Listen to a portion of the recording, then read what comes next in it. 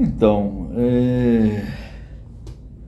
eu achei que eu poderia gravar um vídeo e trazer algumas contribuições ao debate do momento, né? O debate a respeito da cientificidade, da psicanálise, né? Que já, já mobilizou até livros e tantas horas de vídeos e podcasts e etc.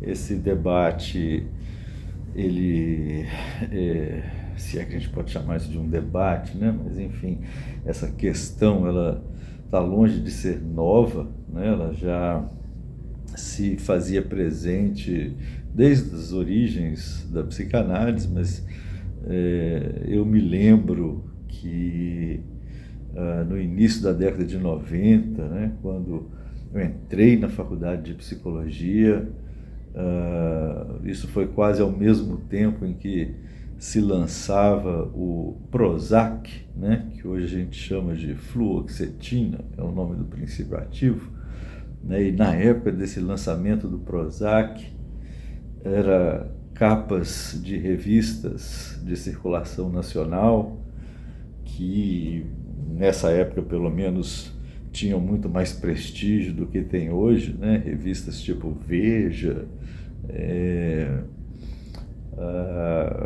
títulos de matérias em cadernos de jornais de domingo, tipo Folha de São Paulo, né? O caderno Ilustrada, que diziam coisas do tipo o fim da psicanálise, né? Por causa do advento do Prozac, né? que era um santo remédio contra a depressão. Eu me lembro até de um colega que na época escreveu um artigo despretensioso, mas muito bacana, e que tinha um título muito interessante, que era Extra, o fim da psicanálise. Quer dizer, eu já tenho, digamos, idade suficiente para poder ter visto esse fim da psicanálise ser decretado, ou esse valor social da psicanálise ser questionado mais de uma vez, né? E ser estampado em capas de jornal e etc. Hoje em dia, claro, isso ganhou outros lugares, outras formas. E recentemente veio bater aqui na nossa porta, né? Quer dizer, a gente teve um colega bem próximo, amigo, que acabou participando de um podcast muito, muito renomado no Brasil, em que ele se viu também diante dessas questões, e a decisão de fazer um vídeo e trazer a minha singela contribuição a esse debate, que tem pessoas extremamente bem qualificadas já participando dele e respondendo à altura. Essa minha decisão parte um pouco até mesmo de algumas conversas que eu pude ter com o Napoli, né, depois dos eventos em questão. Enfim, eu queria então, nesse meu breve é um modo de dizer, né? Mas nessa minha pequena intervenção, eu queria fazer um apanhado bem rápido de como que a questão da epistemologia, da psicanálise, se desenvolveu no interior da própria psicanálise, de forma bem resumida mesmo, e depois abordar alguns pontos que eu acho que são interessantes. Vai ser um troço meio fragmentado, é um improviso, tá? Eu não preparei nada, não tenho aqui uma pilha de artigos publicados em não sei quantos lugares, para poder, de qualidade A1 e sei lá o que, revisado. Não, tem não. É um improviso que eu quero trazer como contribuição.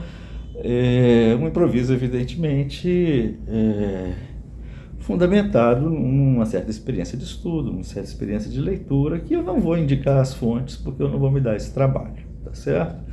Então é só isso. Então eu queria destacar alguns pontos. O primeiro é esse, fazer esse reapanhado, né, da história da questão epistemológica no interior da própria teoria psicanalítica. Evidentemente, isso requer ver como que o Freud, né, tratou desse problema desde o princípio. É público, é notório, todo mundo sabe. Quem não sabe não deveria falar bobagem a esse respeito, né? O Freud, ele é formado numa escola de pensamento que tinha entre os seus eminentes constituintes pessoas como Ernest Bloch, o Helmholtz, o Dubois-Reymond, né, que eram, na sua maioria, médicos, fisiologistas, físicos, né, que constituíram uma espécie de fé jurada, para poder usar uma expressão que aparece lá no Seminário 1 do Lacan, né, uma espécie de fé jurada. De fato, essas pessoas, elas fizeram um juramento de sangue, segundo a lenda, né, fizeram um contrato entre elas, de que ao se dedicar ao desenvolver um estudo a respeito da natureza humana, do comportamento humano, da mente humana, o que quer que seja, a princípio o corpo, né, porque isso também estava em questão, tudo tinha que ser redutível a forças físicas, né, materiais. O Freud é formado nessa escola, né? Uma escola materialista, empirista, racionalista de pensamento. Ele é formado no laboratório do Bruck, né? Fazendo experimentos com o sistema nervoso de enguias e outras espécies. Quando o Freud se vê diante da necessidade de tratar pacientes, né? Se vê na clínica diante da necessidade de desenvolver uma forma de tratamento do que então era chamado de neuroses, né? Até hoje a gente na psicanálise usa esse termo, claro, neurose, por que não? Quando o desenvolvimento da pesquisa do Freud, vamos colocar assim, né? O desenvolvimento da pesquisa dele o leva a um ponto, digamos, de bifurcação muito importante, um ponto de bifurcação cujo principal registro que a gente tem hoje, o principal documento, é um texto, né, que nunca foi publicado durante a vida do Freud, foi encontrado depois em meio às correspondências do Freud com um amigo dele, o Fliess, depois que o Freud morreu e tal, e foi publicado. Hoje a gente tem esse texto que é chamado de Projeto para uma Psicologia Científica, em que era, vamos dizer assim, foi o último esforço que o Freud fez para tentar explicar o que ele estava experimentando, o que ele estava tentando formalizar enquanto experiência clínica, enquanto teoria das neuroses, enquanto teoria de funcionamento do que ele ainda não chamava de aparelho psíquico. Ele ia chamar isso depois de aparelho psíquico. Ele falava do órgão da mente, né? Coisas desse tipo. Esse projeto para uma psicologia científica, então, esse último esforço do Freud de fazer isso em termos neurológicos, a gente poderia dizer hoje em termos neurocientíficos, ok? É um texto muito interessante, é evidentemente datado. É importante dizer que o Freud ele é contemporâneo da teoria do neurônio, a teoria do neurônio, né? E é um texto onde a gente pode, sem muita dificuldade, encontrar os núcleos, os germes das principais ideias que vão se desenvolver ao longo de toda a teoria psicanalítica. Isso para poder dizer que ao longo do desenvolvimento da teoria psicanalítica, por mais que o Freud tenha abandonado a ideia de estabelecer em termos neurológicos os fenômenos que ele estava descrevendo, ele não abandonou o princípio que o fez tentar formular isso em termos neurobiológicos no primeiro momento. Então, de 1895 aproximadamente, esse projeto de psicologia científica, lá ele fala de neurônios Phi, neurônios Psi, neurônios ômega, que seriam neurônios associativos, neurônios de percepção e coisas desse tipo. Pouco tempo depois a gente tem a publicação da Interpretação dos Sonhos, né, onde boa parte do que o Freud tentou descrever em termos neurológicos nesse projeto para uma psicologia científica, ele vai abandonar essa via da descrição neurológica e vai partir para uma descrição estritamente psicológica, que é quando, no capítulo 7, em especial da Interpretação dos Sonhos, ele apresenta o que ficou conhecido como primeira tópica do aparelho psíquico. Aí sim a gente tem o termo aparelho psíquico, que é a divisão que ele faz entre inconsciente, pré-consciente e consciência, né? E os movimentos progressivos, regressivos da libido, o conceito de resistência, condensação, deslocamento, isso vai aparecer por ali. De uma maneira geral, eu acho que a gente pode dizer, e o próprio Freud diz isso, sem poupar palavras, né, que ele tinha a ambição de inscrever a psicanálise no rol das ciências naturais. Ele queria que a psicanálise fosse uma ciência natural, né? Não é uma ciência humana, uma ciência natural análoga à biologia, à química e até à física, né? Uma ciência natural também. E a gente vê muito claramente como que o Freud conceitualiza, né, a experiência que ele está tentando capturar, se servindo do que a ciência do tempo dele tinha de mais interessante nesse sentido, né? Então, por exemplo, a gente pode pensar, sem muita dificuldade, a gente vê isso com muita clareza no desenvolvimento do pensamento do Freud, que conceitos, por exemplo, como o conceito de complexo, né, que ele vai buscar no Jung, que é importado do Jung, na verdade, são conceitos que se servem ali como pano de fundo da teoria de campo, uma teoria essencialmente física, né? Quando você fala, por exemplo, do campo eletromagnético, do campo gravitacional e etc. Quer dizer, a ideia, por exemplo, de que uma representação, uma ideia teria uma capacidade de atração ou de repulsão em relação a uma outra ideia que estaria mais próxima ou mais distante dela, e que essa força de movimento em direção a uma ideia mais próxima do núcleo, ela poderia ser maior ou menor, dependendo da distância, etc., se baseia completamente na noção da teoria de campo, né, da física, que o Freud está transpondo para a conceitualização que ele está fazendo das relações entre os elementos constituintes do pensamento, né, as Vorstellungen, né, para poder usar a palavra que ele usa lá em alemão.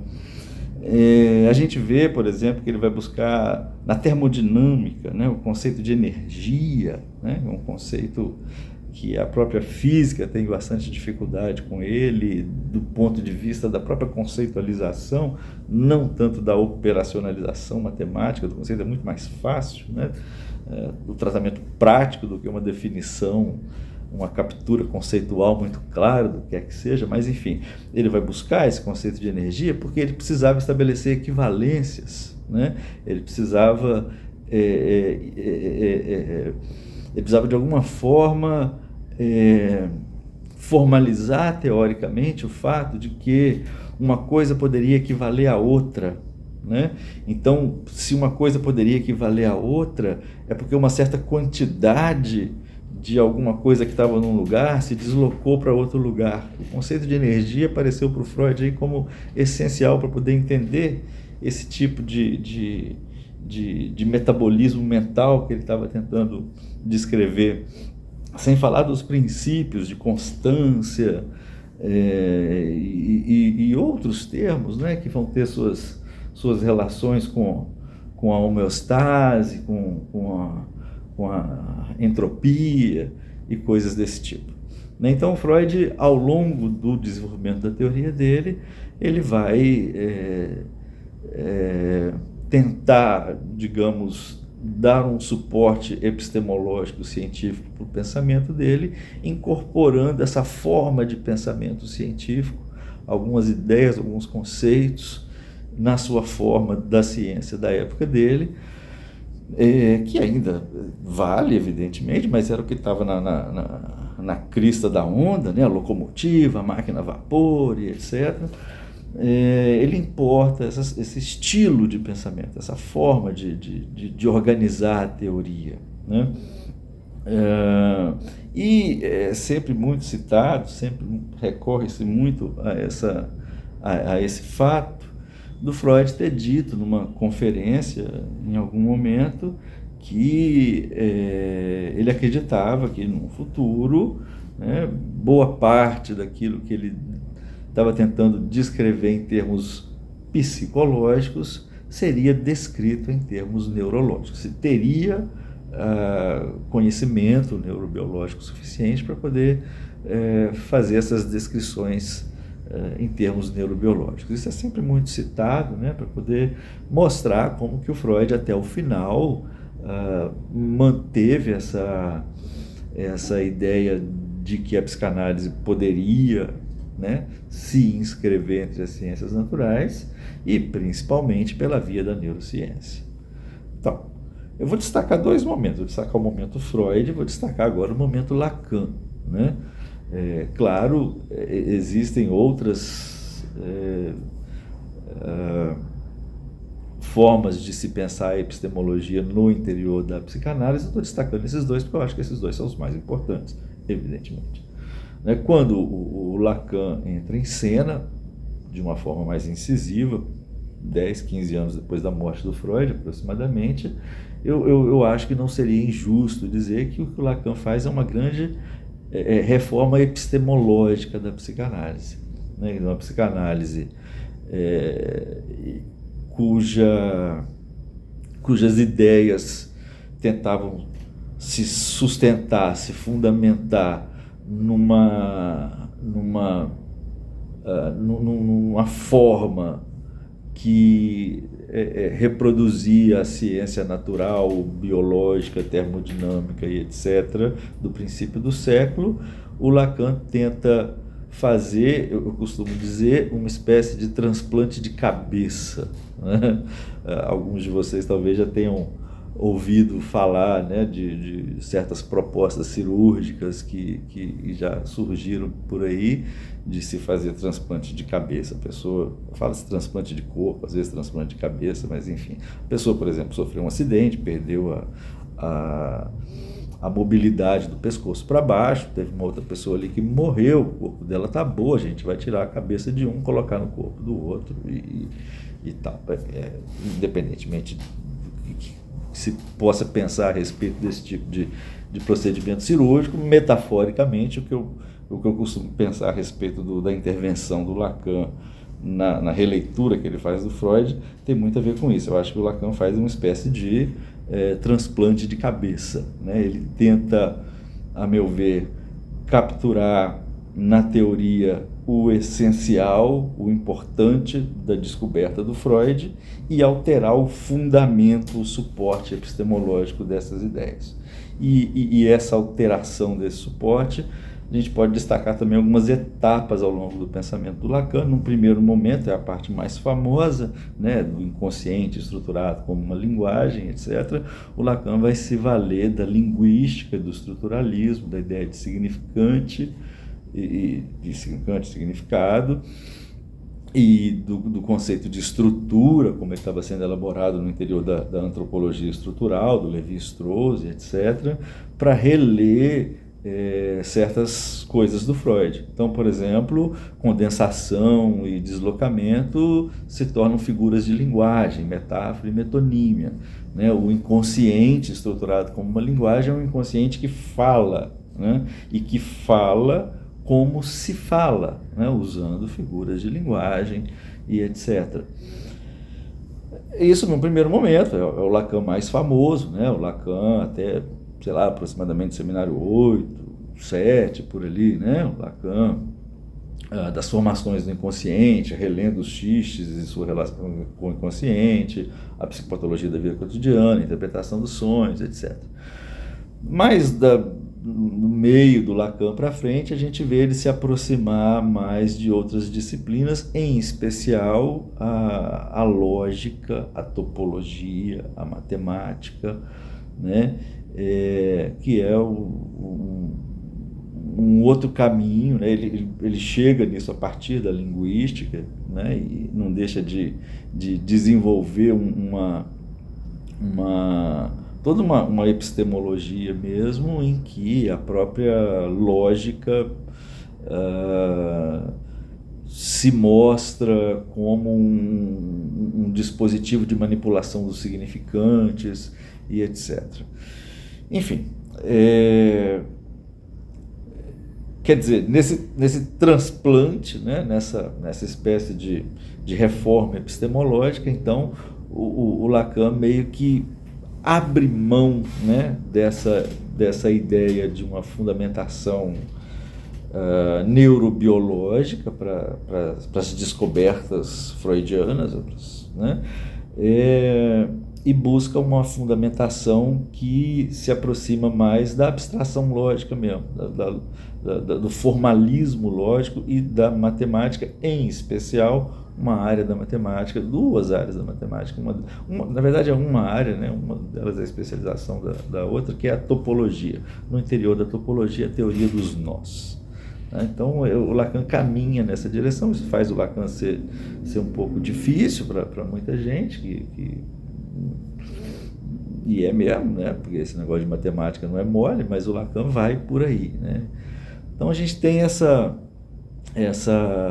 a meu ver, esses dois grandes movimentos epistemológicos. Esse do Freud, né, que é o de deixar meio que em suspenso, na expectativa de que no futuro o desenvolvimento das ciências biológicas, especialmente das neurociências, venham corroborar as teses estritamente biológicas que estavam sendo formuladas por ele, e a proposta lacaniana, que é de buscar um segundo fundamento epistemológico que estaria mais ligado ao formalismo lógico e à matemática. Bem, dito isso, para onde a gente vai a partir disso?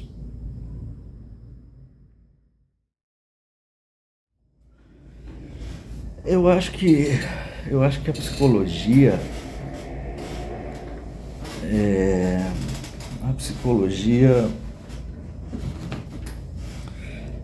falando em termos lacanágicos, digamos assim, eu acho que a psicologia não existe.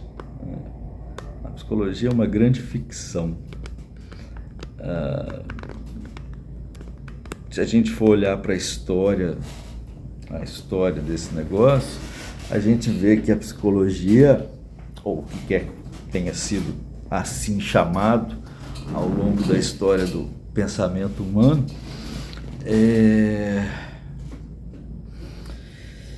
sempre foi matéria de filosofia, né? Ou de teologia, né? Como matéria de teologia, a questão aí seria sobre a natureza de uma alma que devia ser salva, por exemplo.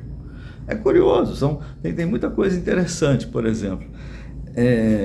A gente vai encontrar, por exemplo, um sujeito chamado Agostinho, que os católicos consideram um santo, Santo Agostinho,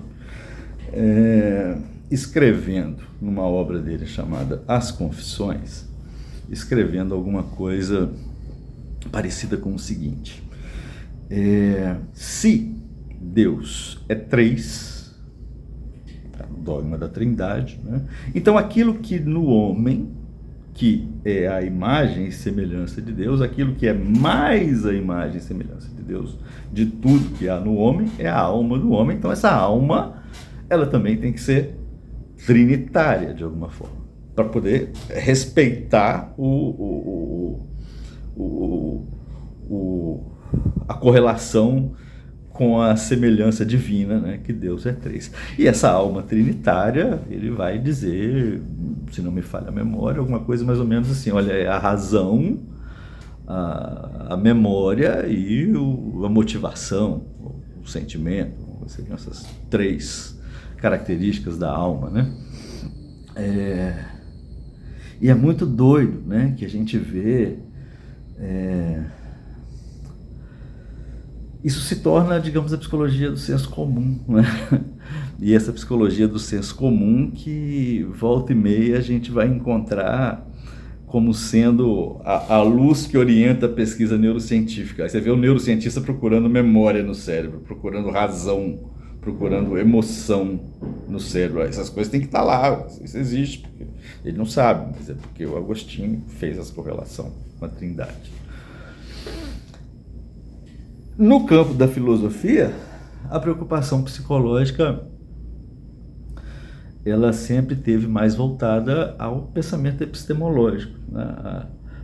O psicológico ali era ou, né, paixões a serem domadas por uma ética, né, ou o espírito, a inteligência, enquanto meio de se obter conhecimento, né? Então, a questão psicológica na filosofia, essa questão psicológica na filosofia, ela estava ou do lado moral, né, do lado da ética, ou ela estava do lado epistemológico, do lado de qual é o bom uso, né, do pensamento, qual é o bom uso das faculdades psicológicas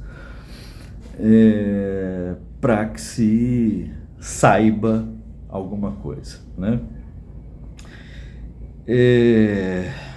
Isso foi a psicologia até mais ou menos aí, segundo o romance histórico que a gente aprende na faculdade, né? Até mais ou menos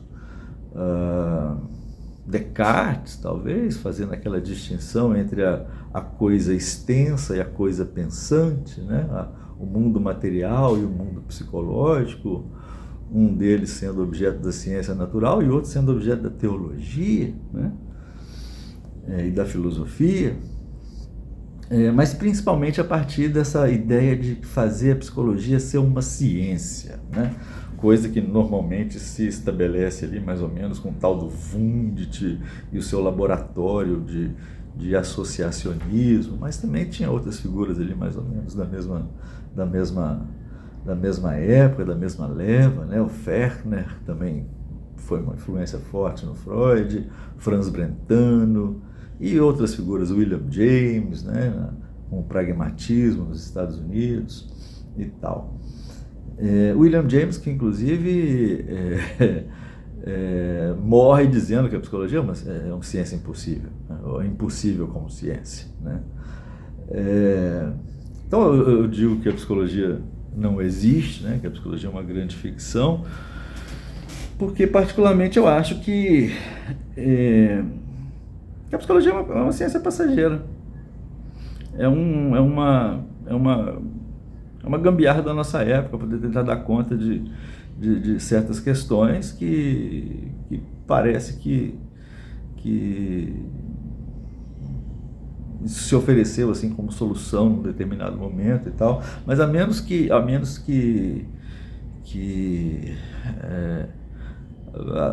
a gente volte a considerar no interior da razão científica conceitos como alma, mente, essas coisas assim, a psicologia ela tende a se dissolver nas neurociências, A ciência vai ser a neurociência. O que interessa é o funcionamento do cérebro, né? Não existe uma atividade mental, psicológica, como um universo, um campo de determinação próprio, em que uma partícula psicológica interage com uma outra partícula psicológica. Esse universo não existe, né? E por causa disso, a psicologia, a meu ver, não existe. O que se fez foi o quê? O que se fez, e aí que talvez entra a grande questão, né? O que se fez foi criar nas universidades departamentos de psicologia, né? E jogar ali dentro desses departamentos um monte de gente que estava fazendo coisas que se achou que poderiam contribuir para a formação da tal da psicologia, né? E aí, nesses departamentos de psicologia, você colocava lá a galera do associacionismo, a galera do pragmatismo, colocava a galera da psicanálise, aí entrava o pessoal da Gestalt também, né? E o behaviorismo, e você faz esse panelão de gente com pensamento, cada um com as suas próprias ideias, né? O Thomas Kuhn diria que justamente por causa disso a psicologia estaria numa fase pré-paradigmática, que não teria uma teoria dominante e tal, na esperança de que essas pessoas degladiando ali dentro de um mesmo cômodo acadêmico chegassem numa espécie de consenso. Isso é um tipo de coisa que não existe em física, por exemplo, né? Quer dizer, ok, existem teorias divergentes em física, né? Não é que seja um mundo assim também tão pacificado, né? Tem dezenas de teorias a respeito da constituição fundamental do espaço, por exemplo, teoria das cordas, teoria das membranas e etc. Mas o fundamento a partir de onde essas teorias são desenvolvidas é basicamente o mesmo, né? Então, assim, então a psicologia é isso, e eu acho que isso sempre conferiu ao psicólogo, né, uma espécie de complexo de inferioridade epistemológico terrível, né? Assim, na hora que o psicólogo olha para o que ele faz e para o que os outros fazem, na hora que ele olha para isso, diante do ideal científico, ele se sente um bosta, né, do ponto de vista epistemológico, porque é uma bosta mesmo, né? Você comparar a epistemologia da psicologia, os fundamentos epistemológicos da psicologia, com ciência de verdade, com física, né? É patético, né? E os psicólogos se sentem, evidentemente, mal com isso e estão sempre tentando buscar um jeito de serem aceitos, de serem reconhecidos pela comunidade científica, né? E eu acho que esse movimento, né, como é que chama mesmo? Psicologia baseada em evidências, né? Que é uma imitação besta de um movimento médico, né, da medicina baseada em evidências. Eu acho que esse movimento da PBE, Psicologia Baseada em Evidências, é isso, é um sintoma desse complexo de inferioridade epistemológico que faz com que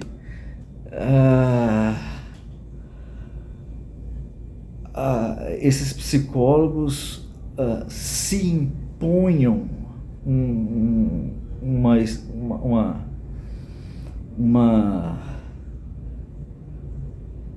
uma exigência epistemológica, eu acredito que muito mais radical do que a que os cientistas efetivamente impõem a si mesmos. Então é isso, esse superego, né, epistemológico que assola e faz sofrer essa galera, meio que uma espécie de travestismo científico, né? é alguma coisa assim, tipo, olha, a gente tem que ser, já que a gente é tão capenga, tão distante assim da ciência, a gente tem que pegar o que tem de mais radical, mais absoluto, inegociável, irrelativizável que existe e impor isso com a ferro e fogo, porque quem sabe assim, né? Quem sabe assim eles vão ver, eles, né? O outro, né? Quem sabe assim eles vão ver que a gente tá zeloso, tá cuidadoso com esse negócio do método. Quem sabe assim eles respeitam a gente, né? Quem sabe assim a gente acaba sendo reconhecido pelo outro e tal. Então acho que é isso, é um complexo de inferioridade terrível, né? E um esforço desesperado de ser aceito, né, num certo grupo, né, um esforço desesperado que tem como consequência uma espécie de automutilação, uma espécie de automutilação intelectual, principalmente, né, que impõe limites tão severos à minha capacidade de produzir conhecimento, que até mesmo a minha capacidade de abstração vira um problema. A capacidade de pensamento abstrato vira um problema, né? Se você cria uma teoria que exige da pessoa que vai tentar entender essa teoria uma certa abstração conceitual, uma certa generalização, conceitos um pouco abstratos. Esses conceitos abstratos, eles são demais, não tem evidência desses conceitos abstratos. Pô, abstração é justamente quando você vai um pouco além da evidência, né, e tal. Mas, enfim, eu acho que é isso, né? Felizmente, a psicanálise ela não é parte da psicologia, né? Assim, que a psicanálise seja ensinada nas faculdades de psicologia, isso é um acidente histórico, né? A psicanálise ela existe por conta própria. A psicanálise é psicanálise. Ok, ela é ensinada nas faculdades de psicologia. Talvez o pessoal da psicologia baseada em evidências, né, ache isso desconfortável, justamente porque eles não acreditam que a psicanálise seja capaz de conferir a eles o status científico que eles tanto almejam. E aí eles querem essencialmente fazer uma espécie de purge, né? Uma espécie de purgar os departamentos de psicologia mundo afora. Isso fica particularmente evidente quando eles fazem comparação da psicologia no Brasil com a psicologia nos Estados Unidos. Nos Estados Unidos nem estuda esses negócios mais, né? Estados Unidos, na Europa, só no Brasil que, né? Porque aí, de repente, quem sabe, né? Olha aqui, gente, como é que a gente existe. Temos aqui a psicologia e ela não está contaminada com essas pseudociências mais. Ficamos livres. Por causa disso que esse ataque agora, né? Provavelmente, eu imagino. Não sei não, mas não tem evidência disso não. Mas eu acho que é uma hipótese bem boa, né?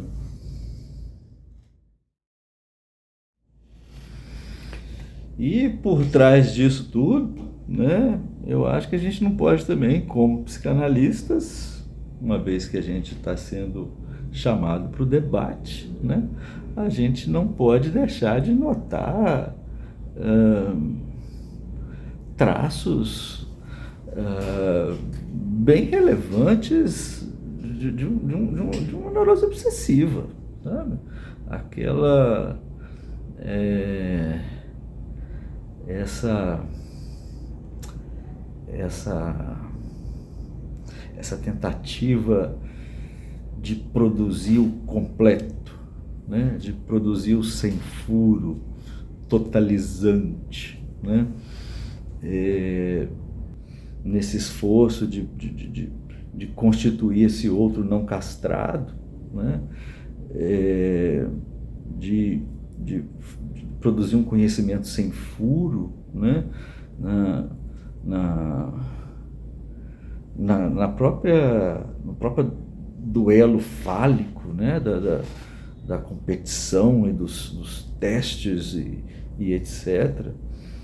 Isso é um tema a ser explorado, né? Não vou fazer isso agora, demanda um certo tempo para poder pegar alguns detalhes, etc. Mas é uma intuição assim que, do ponto de vista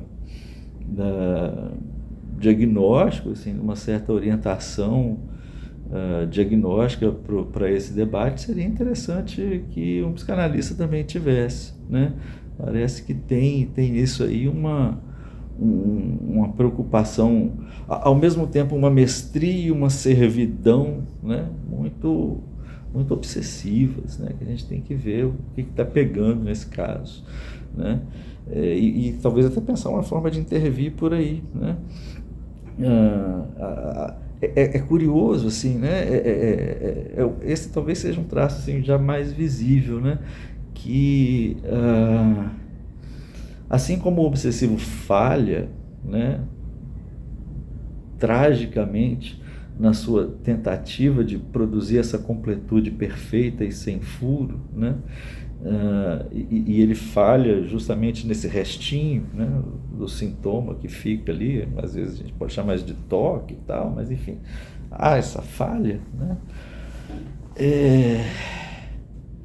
É curioso que esse movimento todo da psicologia baseado em evidências tente promover, né, justamente o rigor epistemológico que eles tanto almejam, que seria a chave, o segredo da garantia, da certeza, né?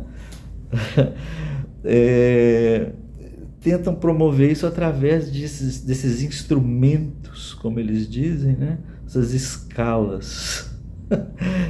Pelo amor de Deus, gente, né? Claro, tem um malabarismo estatístico todo para poder fazer essas escalas valerem alguma coisa. Quer dizer, eles só conseguem dizer que esse fenômeno A é comparável com o fenômeno B, porque eles submetem os dois fenômenos à mesma escala. E a escala seria a garantia de que os dois fenômenos são comparáveis, né? São a rigor, tá? É igualzinho os questionários que tinha em revista tipo Marie Claire na década de 80, para poder saber da sua satisfação conjugal, por exemplo, né? São questionários do mesmo tipo, é aquilo ali. E aí eles estão querendo fazer, essas pessoas que se creem arautos da ciência querem nos fazer acreditar que eles estão medindo alguma coisa de real com esses questionários. Tem como ser mais absurdo do que isso?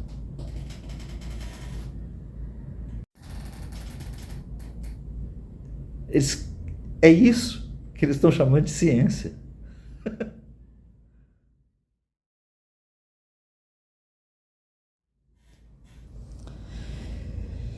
Eventualmente, esses arautos da ciência, com todas as aspas, eventualmente eles falam coisas assim: me apresente uma evidência, né, de que a psicanálise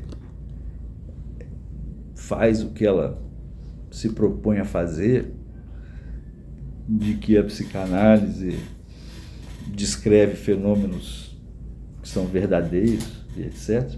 Me apresente uma evidência disso, que aí eu viro psicanalista. Como se virar psicanalista fosse igual o TCC, né? Fazer uma pós-graduaçãozinha aí de 2 anos, ler 3 livros e etc. Mas enfim, TCC, que por sinal, né, terapia cognitivo-comportamental, né, que é sempre que tem os melhores resultados nas suas escalas e etc.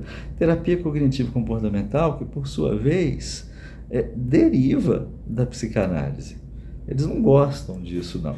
Eles gostam de pensar que é uma evolução das terapias comportamentais, etc. Mas o inventor desse negócio, o tal do Aaron Beck, é um cara que foi formado em psicanálise nos Estados Unidos, mais precisamente numa corrente de psicanálise nos Estados Unidos chamada psicologia do ego, que, do meu ponto de vista, né, do ponto de vista de boa parte dos psicanalistas que não são da psicologia do ego, é um erro, né, é um desvio da psicanálise. Quer dizer, o cara é formado num desvio da psicanálise e, por causa disso, ele inventa um troço que é TCC. E dá para poder mostrar, não vou fazer isso agora não, mas dá para poder mostrar A mais B. Tá? E TCC é a mesma prática da psicologia do ego, do Ernest Cries, do Hartman e etc.,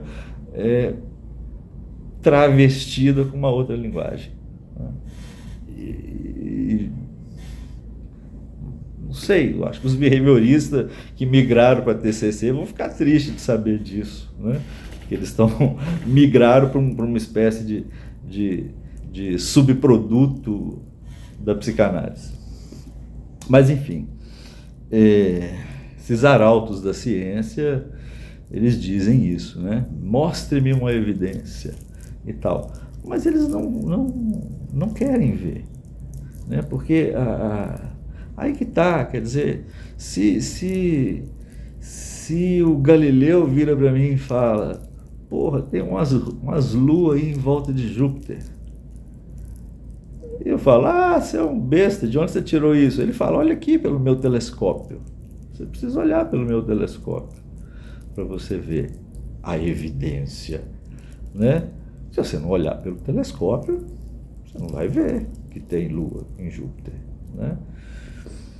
E assim sucessivamente. Então, assim, você precisa fazer o experimento, né? Psicanálise, o experimento psicanalítico, por definição, é a experiência psicanalítica.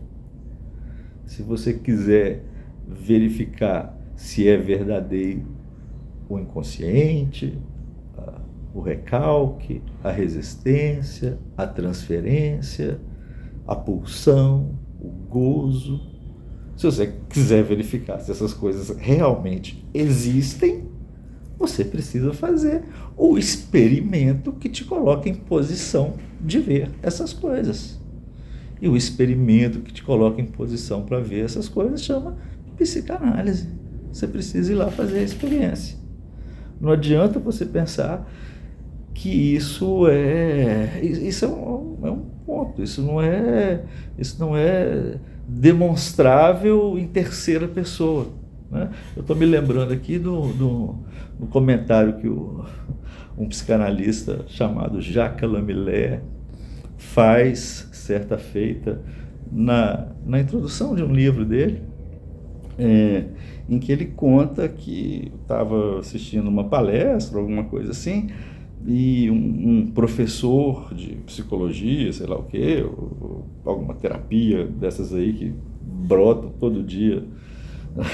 Esse é outro ponto, tem muita coisa, né? Quer dizer, eu acho que a gente poderia dizer que a história das psicoterapias é resumível assim: o que tem hoje para a gente poder tentar tirar o Freud de cena?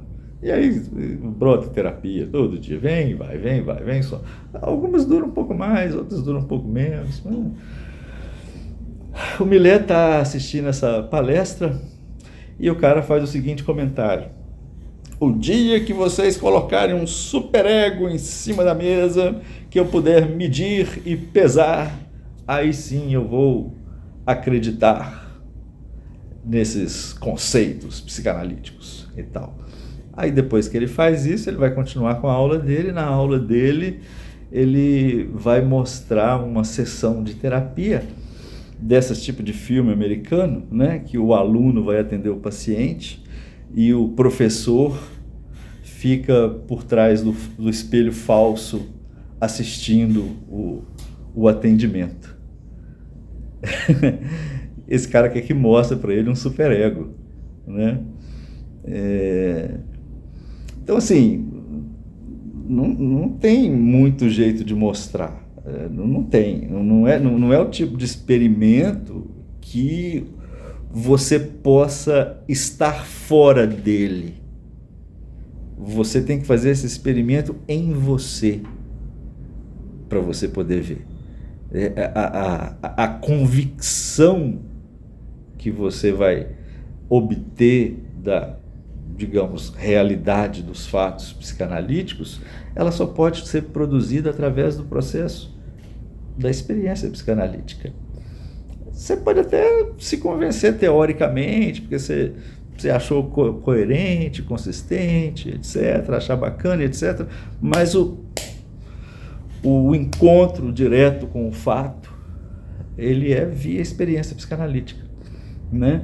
O Ferenczi tem uma citação muito bacana a esse respeito, né? Ele fala que na psicanálise não é possível convencer, só é possível convencer-se, né?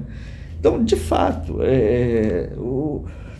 para esse pessoal que pede um experimento que evidencie isso ou aquilo da psicanálise, a única resposta que eu acho possível é essa: olha, o experimento já existe, só que, diferentemente dos experimentos que vocês fazem, mediado por instrumentos de captura, tipo essas escalas que são extremamente questionáveis, ok? Esse experimento ele não é mediável por nada. Você só vai entender que um sonho é realização de desejo quando você trabalhar o seu sonho em análise e se deparar com o seu desejo, por exemplo. Ok? Não tem um outro jeito de mostrar, não tem como extrair de uma outra situação o desejo. Eu posso escrever, mas nunca vai ser convincente a ponto da convicção que pode ser gerada a partir da própria experiência, né? E esse ponto é outro ponto interessante, porque, olha só, eu falei agora há pouco, né, que a psicologia, ela existe até hoje na filosofia como epistemologia, né? A psicologia, ela é, a rigor, indistinguível de uma epistemologia, porque se a epistemologia é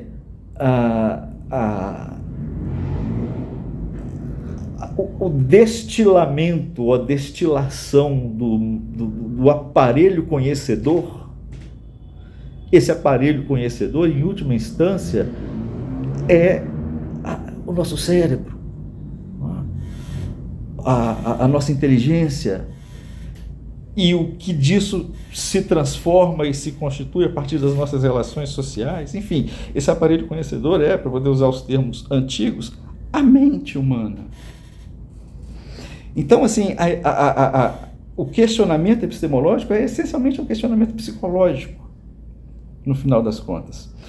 E é aí que está um paradoxo de difícil solução, porque no caso específico da psicologia como ciência, você precisa fazer uma busca que se dobra sobre si mesma, né? Porque você precisa saber o melhor uso do aparelho conhecedor para poder conhecer o próprio aparelho conhecedor. Mas para você saber o melhor uso do aparelho conhecedor, você precisa conhecer o aparelho conhecedor, né? Aí o que esse pessoal de psicologia baseada em evidências faz, né? A gambiarra, né? O que dá para fazer? Então, como é que eu faço para saber se uma pessoa está feliz? Pega aqui um questionário e pergunta de 0 a 10. Você briga com sua esposa quantas vezes? Né?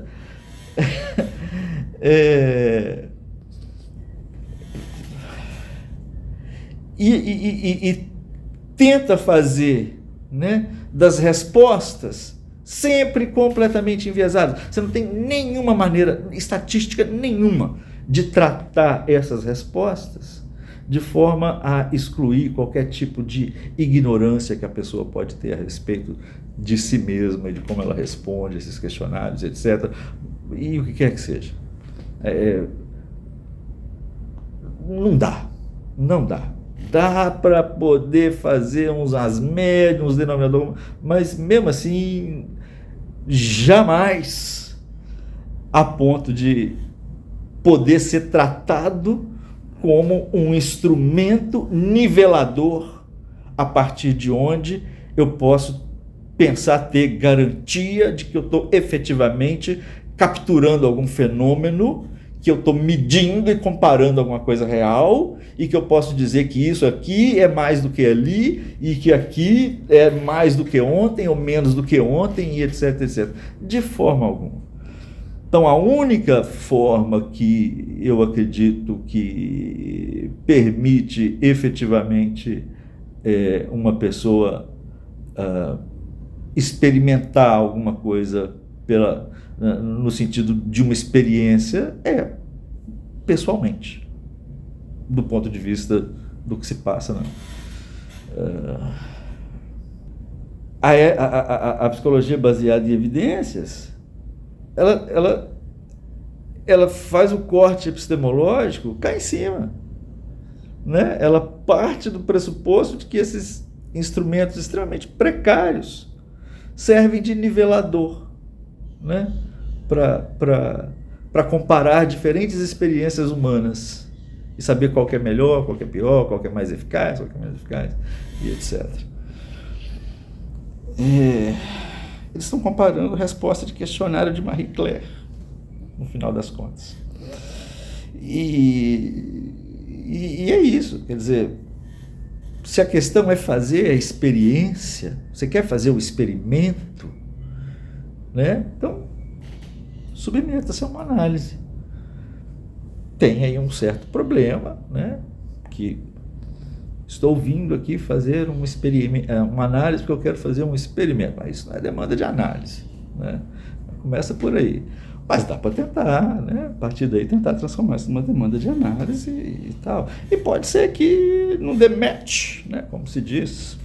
Mas isso acontece em qualquer clínica e tal. Mas de uma maneira geral, o caminho do experimento psicanalítico que vai proporcionar essas evidências tão buscadas, tão almejadas, é esse, não tem outro. O pessoal está convidado a fazer o experimento.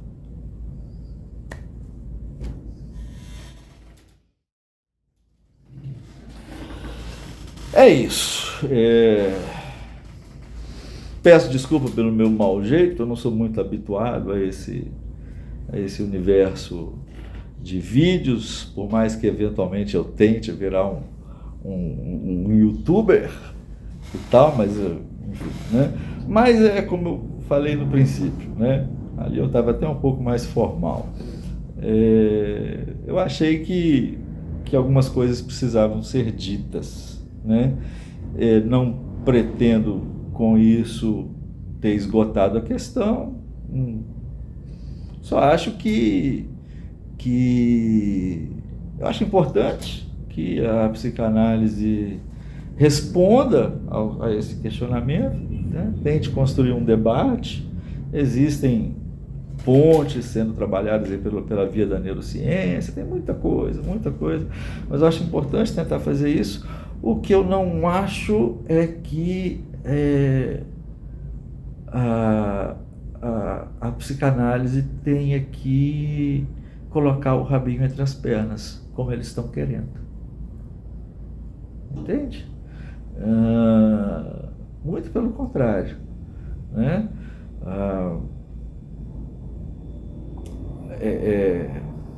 Como eu disse agora há pouco, eu acho que a história das psicoterapias é a história de o que tem para hoje aí, para a gente poder tentar tirar o Freud de cena. Nem acho que a psicanálise deva ser contada entre as psicoterapias. Não acho que seja comparável. Ok? Existe uma diferença crucial entre a psicanálise e tudo mais que se produz aí todos os dias, para cada tese de doutorado, para cada artigo publicado, uma técnica psicoterápica nova, etc. Existe uma diferença crucial entre a psicanálise e tudo isso. E essa diferença ela está justamente no manejo da transferência. né? Transferência, quem conhece um pouquinho de psicanálise, sabe que transferência não tem absolutamente nada a ver com um bom rapport, com confiança, né? Transferência tem a ver com enxofre. A transferência tem a ver com o analista se dispor a ocupar um lugar na fantasia do paciente e agir a partir daí de dentro dessa fantasia, né? E o único uso que todas as psicoterapias fazem da posição transferencial é o uso da posição do saber, do sujeito suposto saber. O que faz com que todas as psicoterapias tenham um componente sugestivo muito forte, uns mais, outros menos.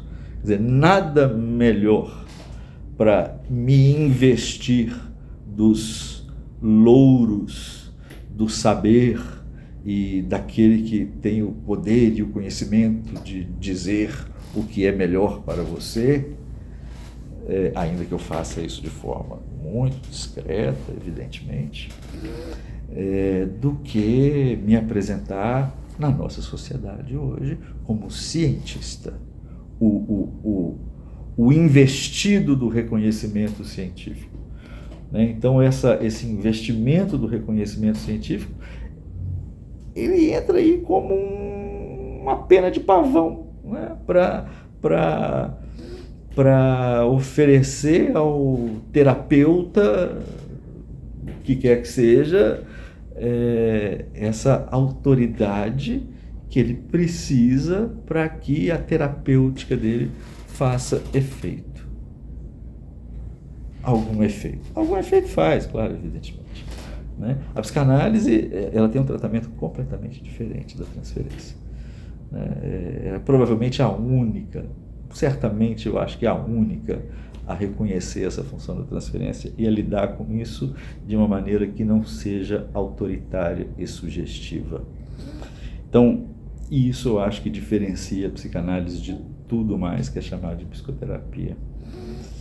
Então, assim, apesar disso, continua válido a tese que eu acabei de enunciar, segundo a qual a história das psicoterapias é uma história do que temos hoje, aí, poder tentar tirar o Freud de cena.